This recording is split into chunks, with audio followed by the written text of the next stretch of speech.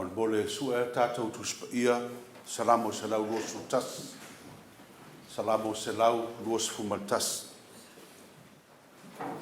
O te whatalo whātu le paia mamalu o le tātou tāpua inga le ni tai au, i le ala whai mai o si o tātou atunu Samoa, ia e mai se le ala whai mai o le au whātua tua, a le atua o le aingo o le atua. I whata whaitauranga e fia, te tonu si o tātou atunu nei, ia e mai se foi tātou e kāresia o lo whape nāo nāo mau tāpua i mai i atunu mau. Whamālor soifua lau lei ma le soifua maua, ua tātou maua mai le nei aso Sapati, le nei aso le malo longa pa ia le atua, ina ia tātou sula ina le alofa ma le anga le lei o le atua, ono rona whamaoni i ai tātou. Whamālor soifua lau lei ma le soifua maua, i pa ia o le kāresia, ia e maise nai o tātou a inga lotu. Ai silane le salamo losu tasi, o la tātou whaitawina whatasi le salamo se lau losu tasi. E a mataina ai le tātou tāpua inga, e a matuu le lei ai o tātou loto, a wāle whamoe moe o le tāpua inga i le tua. Salamo se lau luas fumatasi whaitau. Pasanga e o matai mou. E o mai ai lof so soani. O lof so soani mai le ali lea. O le na whaia le langi a toa ma le lalulangi. E le tuina mai e ia e mapeva lo vai. O lou leo leo e le tu le moe lava ia. Whauta o le leo leo ia Israelu. E le tu le moe ia e le moe lava. O le alii, o lou leo leo ia, o le alii, o lou paolo lea i lou i tū taumtau. E le taia oe le la i le au, pō le māsina i le pō. E leo leo e le alii ia te oe i mea le anga umalava, e leo leo mai o ia i lou wanganga.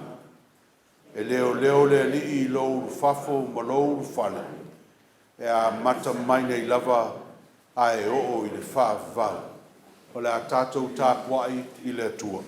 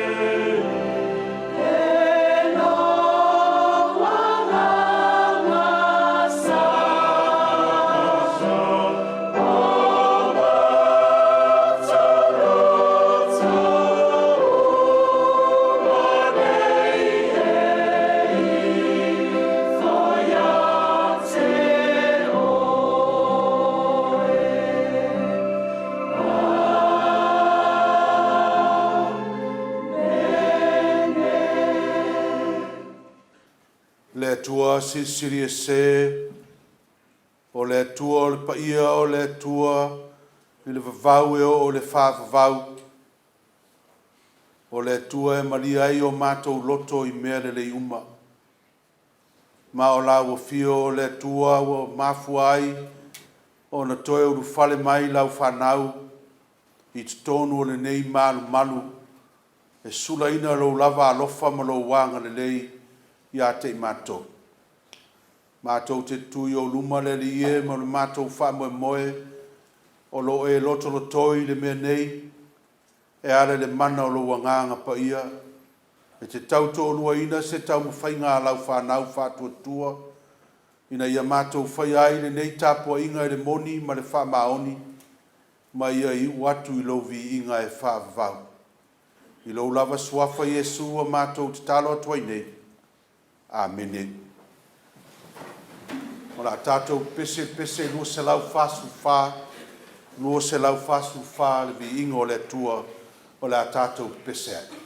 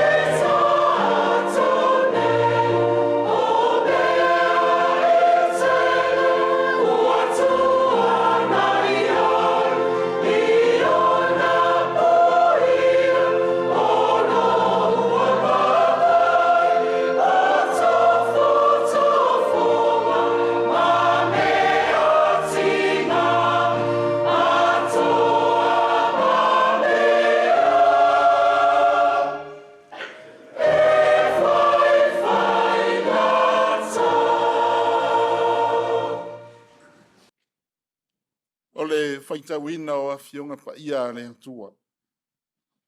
Tusi mai le whengi tuai, o lau tusi al salamo e toru suma le toru, lona whai upu e whangata mai le whai upu e sfuma le wha. Salamo e toru suma le toru, au lona whai upu e whangata mai le se furu man wha. O le au faitauina. Whafonga mai a Afionga pa ia ale atua. A wae sa o lava le Afionga ale ri. ua whaia fo e ia ana ngā ruenga uma i le wha maoni. E fia o ia i le ami o tonu ma le wha masinonga. Ua tumu le lalo langi i le alofa o le ri. O le afionga le ri na whaia ai le langi. Ma au uma o iai. Na whaia i le mānawa alona fonga. Ua wha poto ina e ia o sua sami e pei o mea mapu e pue. Ua tuina atu e ia o le moana i le whale o loa. Ia manatu i le rii a toa uma le lanolangi. Ia fefefe lava ia te ia o tau uma o e no nofo i le atu lau lau. Awa o ia lava na fetala iane. O na iai lava lea. O ia na tulei mai dana fionga. O na tu mai lea. Tu mai lava lea. E whaale au ngā ina i le rii o tau pulipulenga o nues. E wha iu vale ina e ia o mawhau whanga o tangata. E tū le pule a le rii e o i le whawawau. O mawhau whanga o lona whinga ngalo. E a le tū lava. Amu ia le nuu wa tua i le rii. O le nuu wa whilia e ia e whai mona lava tofi. O lo sila mai le rii mai le langi. E sila fia e ia le whanau uma tangata. O lo matua sila mai o ia. Mai le mea o lo a fio ai o ia. Ia ilato uma o e no nofo i le langi. O le tusi mai le whainga fau. Tusi a maa reko ta upo e ono. Maa reko ta upo e ono. O te toi whaita wina le whai upo e whasuma lima. Sei ngata mai le lima se fulu. Una e atu loa o ia ione soo. Ina ia lato o ae i le waa. Ma mua atu i le tasi tu i peti saita. Ina ia atu ina atu e ia le moto tangata ia o. Ua wha maawai o ia iante i lato. O na maliu atu lea o ia i le maunga e te talo. O i le Afiafi. O i tonu o le vasa le waa. A ua to tasi o ia i uta. Ua sila fia e ia i lato o tinga ina e le tau alo. A ua angi mai i lunga le matangi. O na maliu atu lea o ia i ante i lato i le leo leonga e wha o le po. Ua savali i lunga o le vai. O le a maliu loa. Au i lato ua i loa o ia ua savali i lunga o le vai. Wha i lato se eitu. O na lato ui o ai lea. A wā ua i loa o ia e i lato uma. Ua atu vale ai. Ona whetalai atu loa lea o ia. Ia te i lato. Ua whape atu. Ia o tau loto te tele. O au le nei. Aua tau te mātatau. Ia whamania mai le atua. I le tātou whaitau ma tālongolongo i ana fionga pa ia. Ia tūma watu pēr ia te ia ona vi inga. Nei e o i le whawawau lava. Amene. O te whatalo whatu i alomu whanau a le tātou karasia. Ia o mwhai on tātou whaitapo inga le rita e au. O le taimili nei e fia whaia se tala mō tātou whanau. Wa lava le tātou tāpo inga. O le tātou tala ni rita e au. Ia ua whau tala ina mawhau poto. Mawhau poto. Ia a whapirtania wise thinking. Wise thinking.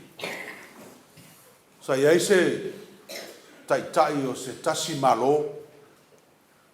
Tele tausanga o maua i le ti ngā whasolo a toa o ona mata. Se i tulou po ona fonga. Ma o ina matua le taitai. Ua le mwhaia i lava ona pupula ona mata. E au noa ma le tangi tuki ona o le ti ngā.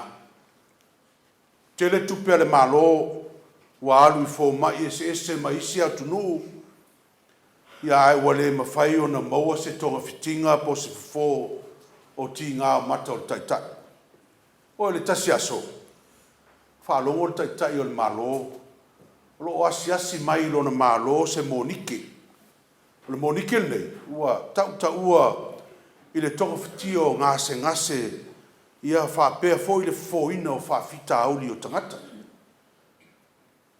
ua avatu le fe au le taitai o le malo le monike se isu mai ia ona alu leo le monike u feiloa i ma le taitai o le malo ia masiaki le ngase ia le mafuanga wala ia ona tinga ia mata o le taitai o le malo ona fautuaina lea o le taitai o le malo le monike ia na o le lanu mea mata lava e vaai ai ona mata oi na le lanu mea mata e vaai ai ona mata mai a fai mele mo le tolu aso o na mata lo le ona te tinga o na mata ia ma mo ai so na mapsa don fa pele on fai el taitai o le malo ua fa ton wina el taitai o le malo lan au fai ngā luenga ia vali uma fale ma mea uma i tutonu o lona fale i le vali lanu mea mata ua lava i tangata fai ngā luenga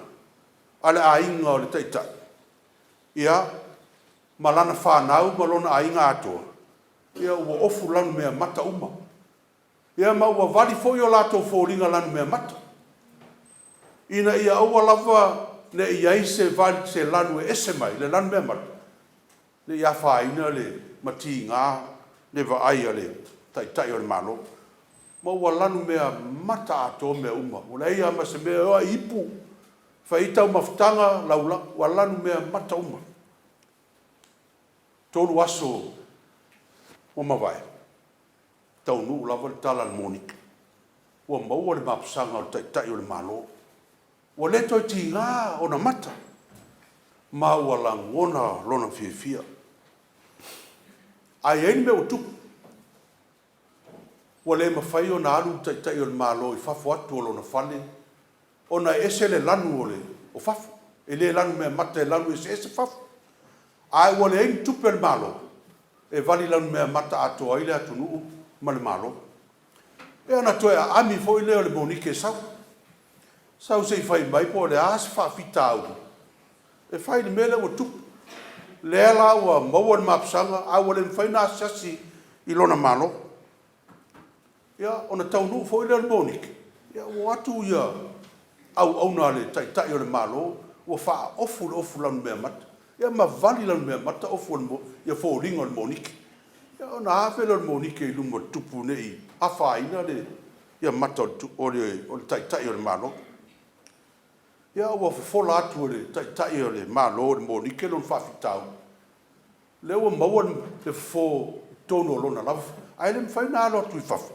ona ua le mwhai ona vali lanu mea mata a toa lona malo sanga leo le taitai o le malo o le monike soasoani mai po le a se fofo lona whaafitau o tali le monike e fai ngofia lava le fofo to e tau ngofia pe a ia te oe le mafaufau poto ona tango le monike i lana tanga o lona ofu ma ua se'i mai fafo le mati o ata lanu mea mata ma le tala le monike pau o lava le mea le te manao mia a tu i o mata po fea titilo e lanu mea mata uma mea uma ai tu mau lava le mea na iai tatou tala na oi o le mafaufau poto wise thinking oi wise thinking will change your perspective and ways to tackle difficult tasks more easily e pen fai foi whapea o le mafaufau poto e sui ai lau ai ma le awala e te whaatino ina ai se mea e te manatu e whaingatā ia whaingofia. Tamaiti, e i teimi e tātou te wha ma mawhai nai, ma mawhai ai tātou se mea sili on whaingofia. Pela le taitai le on malo, e se le whaingofia le anu whaatau mai, le mati o ata lanu mea mata, na lanu mea, a le la avani lanu mea mata, uma e alo na whale malona ainga, ia a le la wale si tupe toi, ia a le la vai ti ngā, ia ona mata. A e se fai go fio fo. Fa tau mati ata e lan me mata. Ia, to bit fa pe na fu tato. Yo, ia is fa fita o tupu pe ia ni me tau fai. Ia maf no foi lalo mafa fau le. E ia wala fai go fio e fai ai. Ua le mafa i lo mafa fau. Ni a wala fai ngata. Ia e a fai na foi. Ia lo so i fu manolo ina. Ia manu ia tele alum whanau si o tātou o tunuu, ia me se alum whanau o tātou e kalesia le alofa ma le anga le lei o le tua. Ia, ma o le a pese ina le au ngā sā, le pese lua se lau tō su fitu. Lua se lau tō su fitu le pese, o le a pese ina le au ngā sā.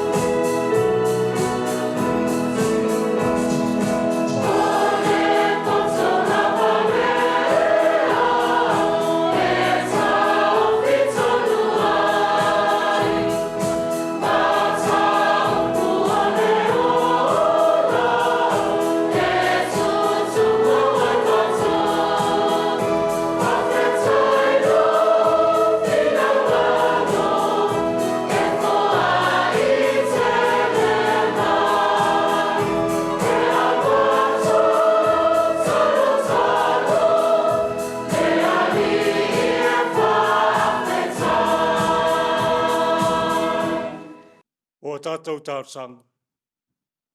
O le talo le whaftai, o le whātou senga, Matui nātu ni se o tātou mana o ilo tātou atu. Se o tātou wifo matatala. Le atua toru tasi pai ai. Le atua le tamā, le alo, ma le anganga pai. Le atua na nafi, o le aso mātaia. Se o lava i le whābaba. O le atua foi o lo whāwai ai le mālo Samoa. O e lava o le atua na e wha mea alofa ina i mātou i le whātuatu. O le whātuatua lava lea ua mātou i loa ai lo alofa i a Samoa. Ua mātou mori mawina whātasi ma lo wātu nuu. Le ma ewa lo alofa. A wā o lo alofa ua sili lava le.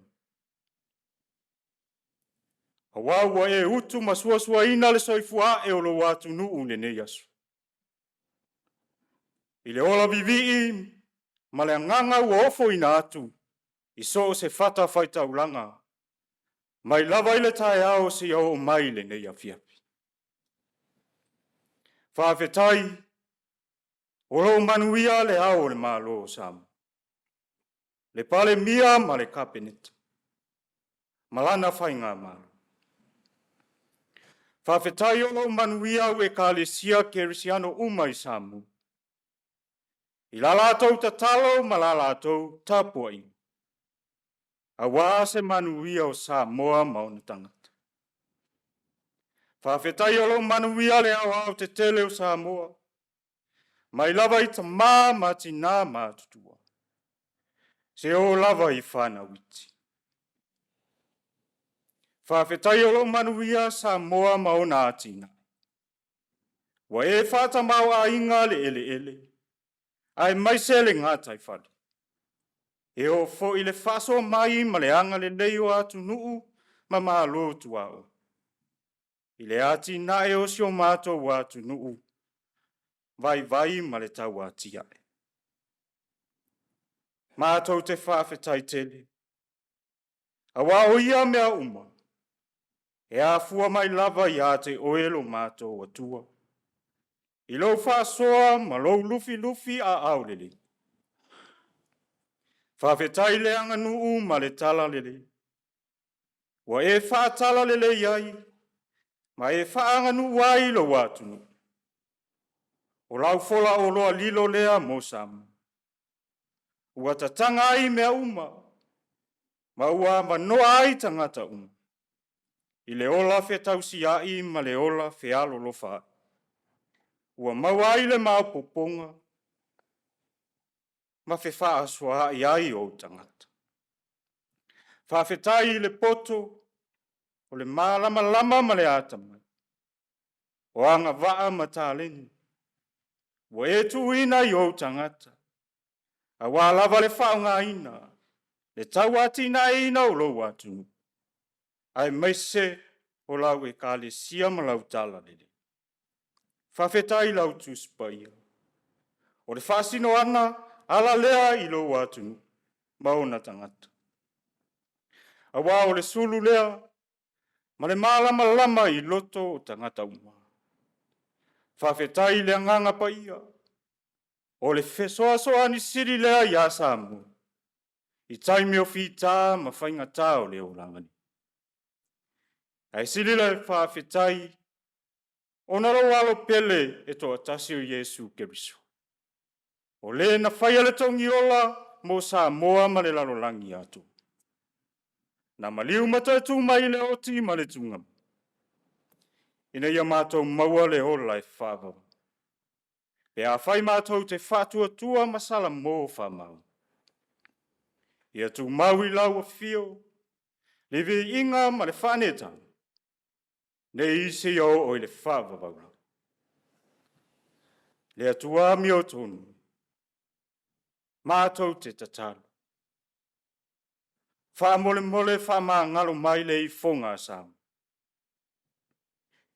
Le atuae, o le mātou o le, Ye whamangalo tai o lo watu. Whamangalo tai o la wekalisi. Whamangalo pulenga ali I mawhai pule nuu mawhio. Ai meise o tangata atu. Whamangalo lo watu nuu. I le ola tusi lima ma le ola whasausi. Wale mawai se mapoponga o tangata. Malo watu nuu. Whamangalo I mātou le atu. Io mātou ti ute mo mātou tofi. Ua whaatumutumu lima o na whai au lau whe au malau ngālu. Ai maise wale mawai se manu wia o tangata. Mātou te tatalo tama. E toto pa ia o Yesu Keriso. Na whamalingi ina I lunga o le sata. Ia sausau ina ai Samoa mauna tanga. Ma ia whaia se loto fau I o tangata lau te. Le atua whaafonga talu. Whamole whamanuia Samoa atoa mauna tanga. Mātou te tatalo le atua. Ie whamanuia ia Samoa mauna awa o te tele. Whamanuia ia wekalesia kerisiano. Le alie. Ia o atu le mana o mātou tatalo iso se maota ngase umai to tono lo watu. Whamalo lo mai whamanuia ia teila. Tatalo tama. Ia lo whangia maota. O mātua mātutua I mapu whangalele. Ma so se mea le ali. Whamanuia ia teila. Tau ilo walofa. Whamalo lo ia teila tau. Ai mai se lo walo fatausi le soifua ma le ola o mātua mātutu. Ua pula la ngoto le soifua. Whamanuia ta matina mātutu. Ua se o lava I whana uti. Whamanuia le ao le malo. Le pale mia ma le kapenita. Ma le whainga malo. Whamanuia o lātou ti ute ma o lātou tofi. O lo ngā lulue ma puna no waia. A wā se manuia o Samoa mauni tangata. Whamanuia ia Samoa. Malona ta mau ai. Maona ati na ese. Whamanuia I pisinisi. Ai meise o malo mātunu o lo halo lofa. Maanga lelei mai mosi o mātou watu nuu. Le atuai. Ie alo whangia wha moenga. Ma moe mitinga ro watu. Mole nu manai. Ie ea lofa ma e whaatau nui. Awa lava le manu wia o tangata. Le fo langa Samoa mole nei tausanga. E aile tal tonunga. Tele fita ma whaingata o lo whaatadjani. Tele matangi ma whale ali. O maa whaala vea au. Ai ale filim maona. E tau mawhai e ta lepe le nofo file mua Samoa maontanga. Ta talo ta ma a fio mai. A fio mai e te tui matangi ulu. Matau tai le sao Samoa e manuia.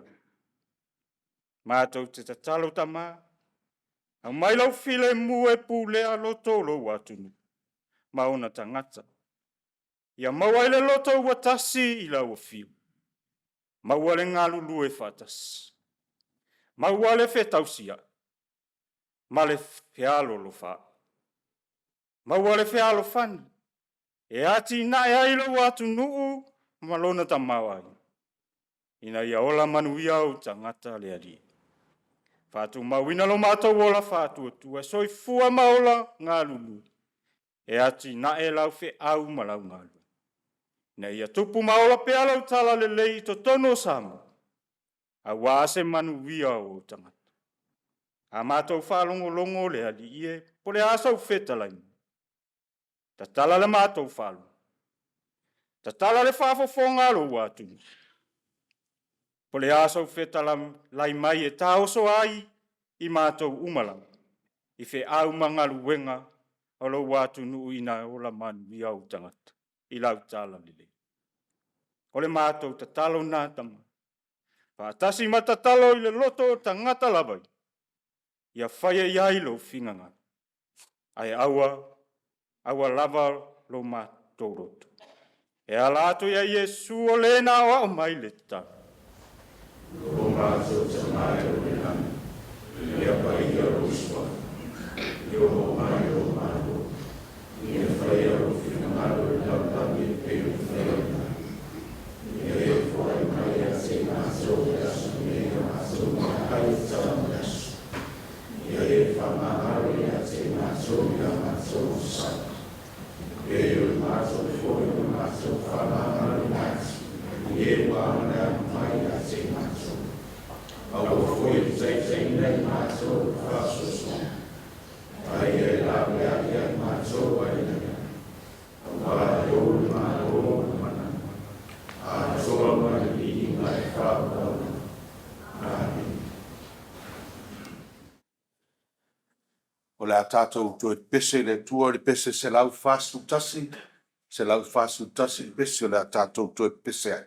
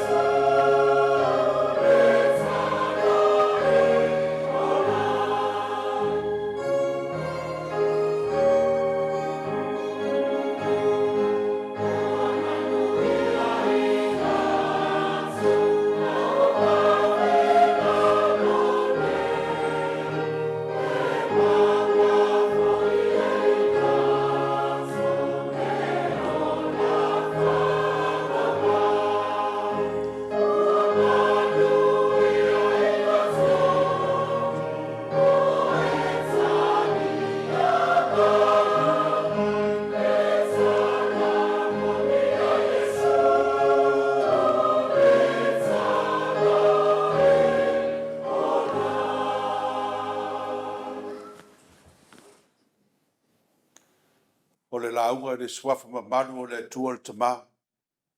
Le alo ma le anganga pa ia. Amen. Mo ole matua o le launga le nei hasa mai le tusi sa faitawina le whengai ka tuai. Salamo e tolu sufu ma le tolu o te fia whao ngā ina le whai upo e whā ma le whai upo e lima o te faitawina. A wae sa o lava le a fionga le rii ua whaia fo ia ia ana ngā ruenga uma i le wha maonu. E fia o ia i le ame o tonu ma le wha masinonga.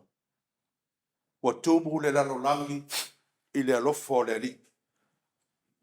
For the word of the Lord is right and true. He is faithful in all he does. The Lord loves righteousness and justice. The earth is full of his unfailing love. Psalm 33, verses 4 and 5. O le lu tau o le tala le nei mo i tātou le nei vai asa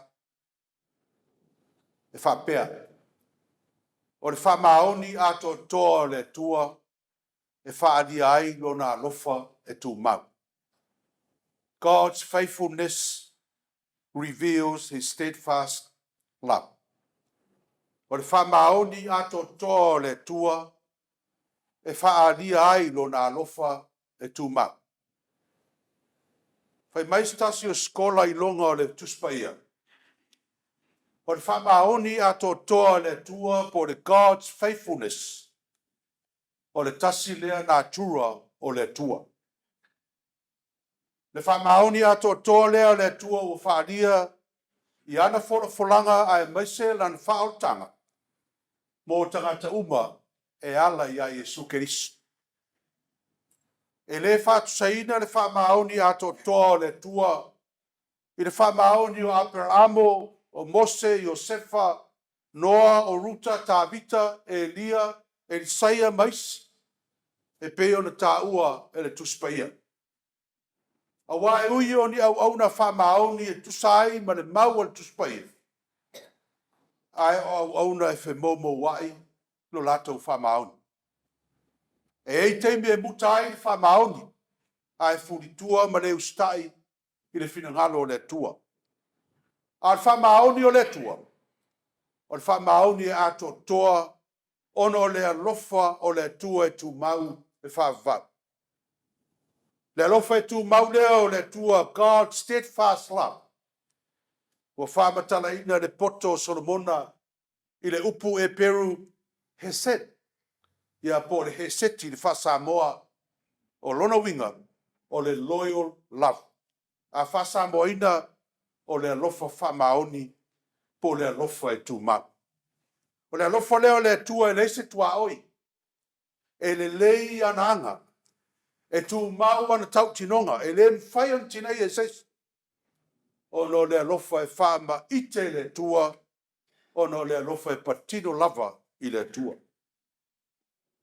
Whai no whape atu o le alofa e tu mau o le tua. E whama tala ina le whama aoni ato toa le tua. God's steadfast love expresses God's faithfulness. And whai no whape atu. O le whamaoni ato toa le tua. E whamatala ina le alofa e tu mau o le tua. God's faithfulness reveals God's steadfast love. Salamo tosu toru sa whaita wina.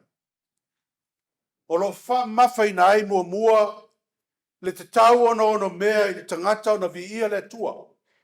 Ono lona whamaoni ato toa I lana upu maana folanga. O le maua whai salamo le whai upoiwa whai mai a wā o ia lava na whetala iani. O na iai lava lea.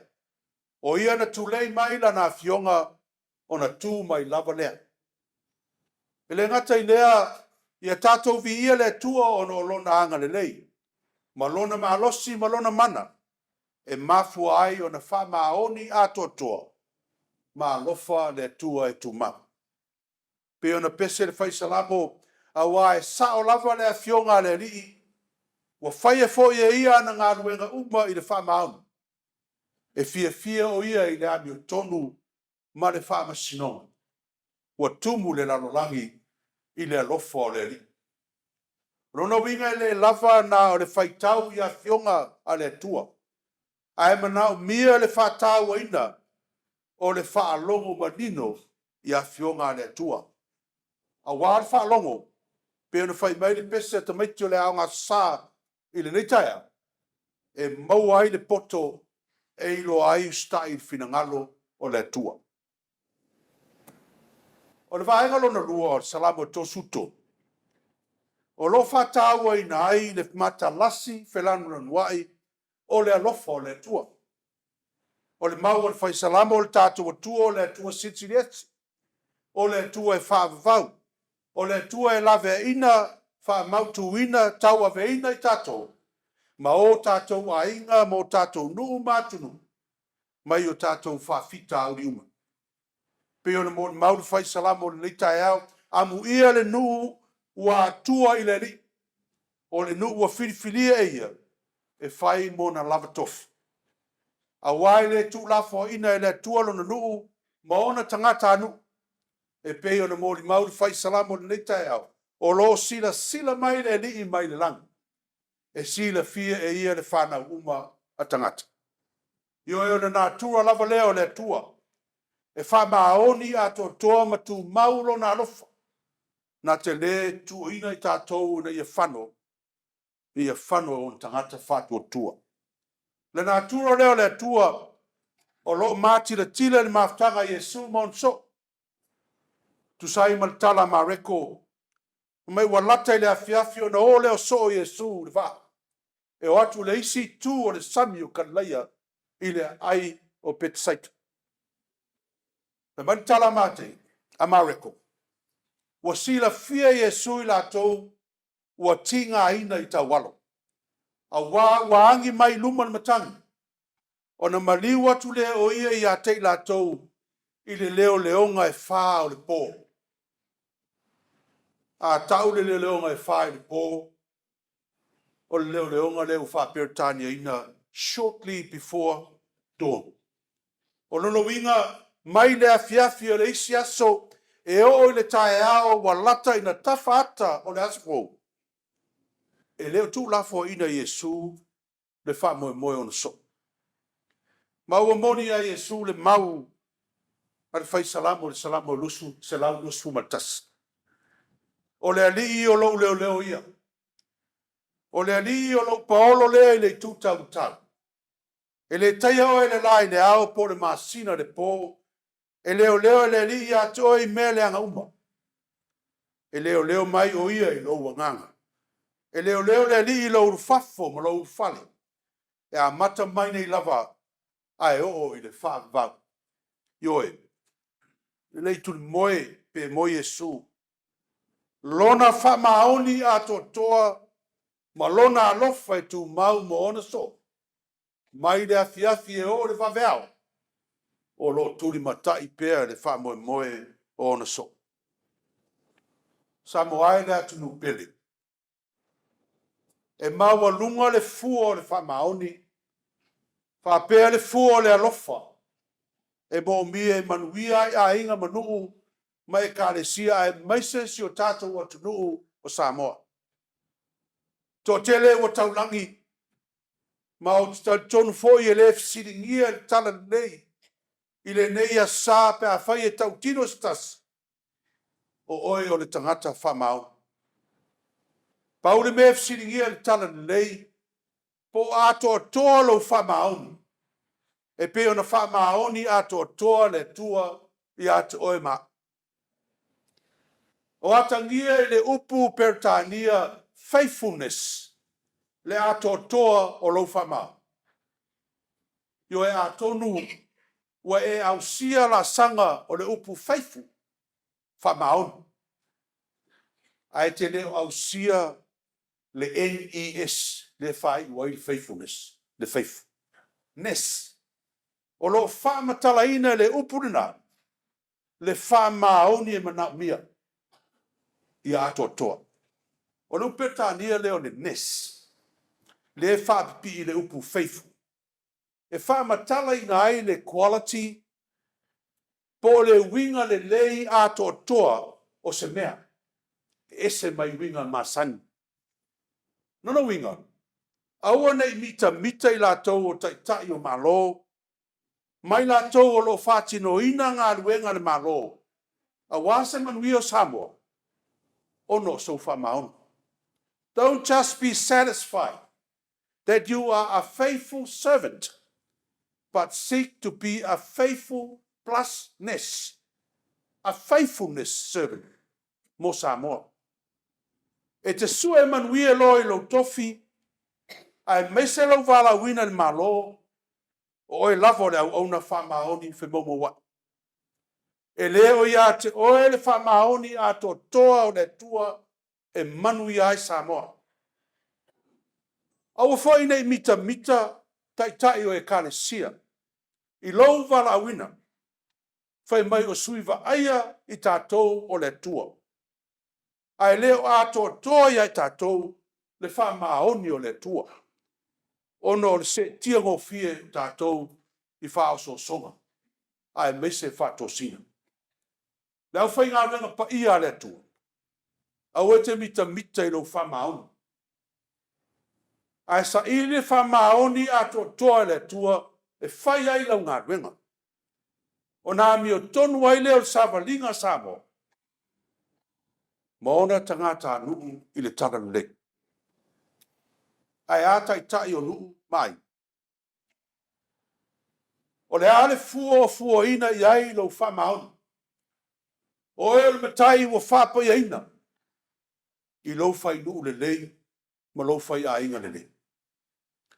O ani whato sina o lo wha se nai lau tō wha. Ma e se ai le whai o le ami o tonu I lo wha maoni ma lo tuwhi. O le mau o le tala le lei lea sa Samoa. E le mawhai o na tātou au sia le wha maoni ato toa le tua. Pea le moa I tātou le alofa e tu mau o le atu. Yo e ale ai le steadfast love. E tu mau lava lo wha maoni le faithful. E fe momo wai lo wha maoni. Ona le moni lo alofa I a Samoa. Ma lo nuu ma lo a inga ma lau e kalisi. O oe o le tai. E alana e alofa, e te alofa lava oe I ato e. E manau mia le tu o le nes I lo faithful. E manau mia le tu o le ato toa I lo wha maoni. Ona e iloa leo le sua malia o le alofa e tu mau. E le aise tua oi. E te whaia ai mea sili mo Samoa. Ai ne mo oi lava. E te whai mea sili ai mo le tua. Ai ne mo lau lava e kalesia. E te whai mea sili ai mo lau nuu mo lau ainga. E au noa man manatu whapito I lau lava ta mau ainga. Mea lava lea na mali wai ke riso. Ina ia whaalia le wha maoni ato toa. O le alofa e tu mau I le tangata ang sal. Na wha masino ina e tangata lo na wha maoni. Na sawa ina e tangata I upu matala lo na wha maoni. Na tautau lunga sa tauro ona o lo na wha maoni. Na maliu matanu mia le tunga mau ona o lo na wha maoni. A le wha maoni lava lea ato toa sa iakirisu. Na ta tala ai whait toa le ola e wha vau. Mo I la tau e loa wha maoni a totoa. Ma lofa e tu mau. Tai o Samoa. Tai o le maloma e kalisia nuu maina. O le sacrifice lava. O le ofo ino lo wola. E whai mataulanga. E wha atino ai lo vala wina. O le fua lea kirisu. E loa ai oe le au na wha maoni a totoa. E te alofa moni a Samoa ma ona tangata anu. Pe wha masino ina oe tangata. Lafo ia to e upule manuia ma le masoa. Tua ina oe ma sawa ina. E tala fatu ma tala pepero. Ono lau wha maoni a totoa lo vala wina. Awane I solomuni ai. Pe muta ai le whatino ina o le alofa le aise tua oi. Mo le manuia o tangata anu o Samoa o lo e tautuina. O ina ilo ai oe. O le au na I ai le wha maoni. A toa o le tua. Ma iawane ingalo. I sose tai. E le aise me lilo I le tua. I loso I fua wha maoni. Ma lo alofa le whatua oia. O wa le mau le whaisalamo le neitai o lo sila mai le li mai le lana. E sila fia e ia le whana uma tangata.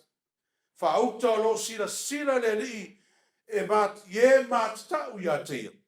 O e whamoe moe I lona alofa. Samo ai le atu nupele. I o tātou tai ma tangata anu. Ia tau whatu I lo loto. O le atua whaamaoni ato toa e lave ina oe, e whaamautu ina oe na te tau ave ina oe, i au whaafita au liuma, wa o i o le atua e rofa e tu mau e whaavavau. La le whai salamo, a muia le nuu wa atua i le li, o le nuu wa whiriwhiria e ia, e whai mona lava tofi.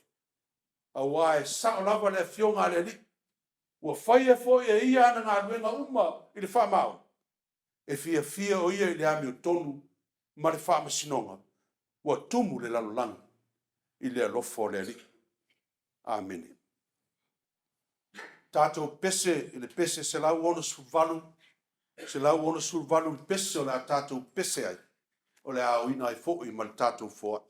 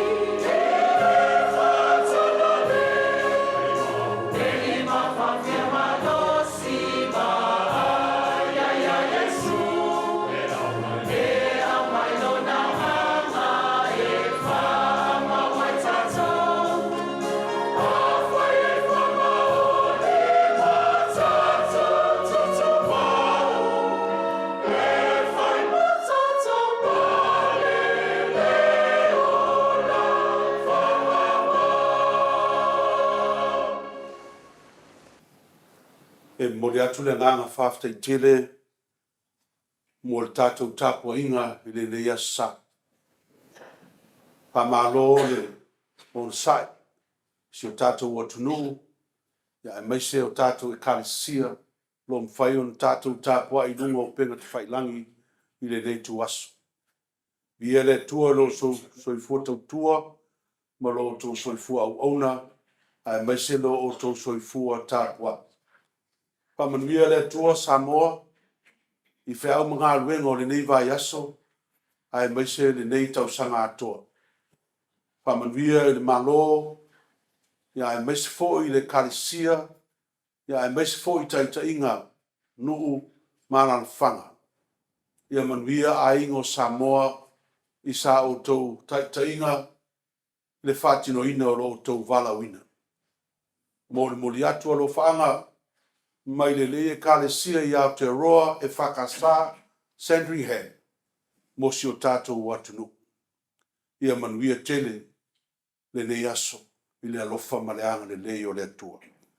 O le talo le foai, ma le talo whamanuia.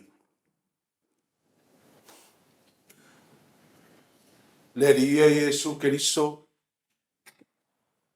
o laua fio lava le whaia le foai sinsi ese, i le ofo ina mai o lo lava soifua, na e maliu ai mo i mātou, ma ua e whai ai le tō iola sinsi ese, e le mwhai o na mātou to e whanua ina.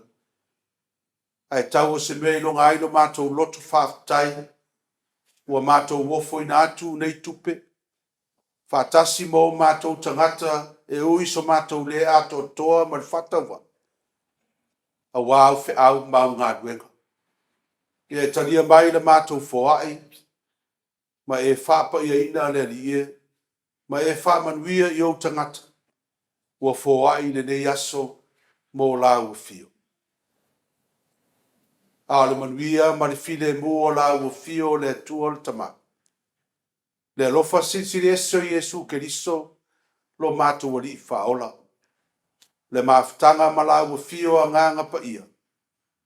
Ia i lunga leo i mātou manei, ma lau whanau whatua tua i le lalolangi atua. Ne i maso umaseio le whaavavau lava.